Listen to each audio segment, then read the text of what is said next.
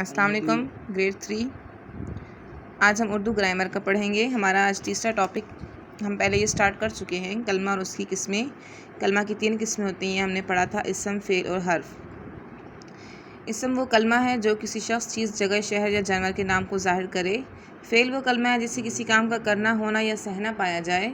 اور حرف وہ کلمہ ہے جو اکیلا پورے معنی ادا نہ کرے بلکہ دوسرے لفظوں کے ساتھ مل کر معنی ظاہر کرے۔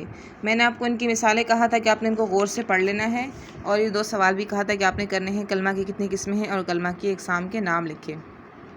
آج ہم کریں گے پیج نمبر 7۔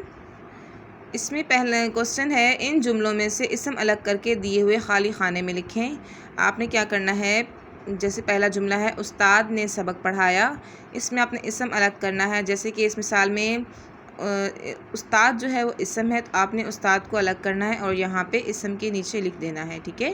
اگلا ہے کتاب میز پر رکھ دو، اس میں آپ نے اسم الگ کرنا ہے۔ جیسے کہ اس میں کتاب اور میز دونوں اسم ہیں، آپ نے یہاں پہ لکھ دینا ہے۔ آگے ہے بچہ گیند سے کھیل رہا ہے، اس میں بچہ اور گیند دونوں اسم ہیں، آپ نے یہاں پر لکھ دینے ہیں۔ آگے سلمان گھر جا رہا ہے، اس میں سلمان بھی اسم ہے اور گھر بھی اسم ہے، آپ نے یہاں الگ کر کے لکھ دینے ہیں۔ اگلا ہے اسلم ملتان میں رہتا ہے، اسلم اور ملتان دونوں اسم ہیں، آپ نے ان کو یہاں پہ لکھ دینا ہے، ٹھیک ہے۔ اگلا سوال ہے فعل اور حرف لگا کر جملے مکمل کریں۔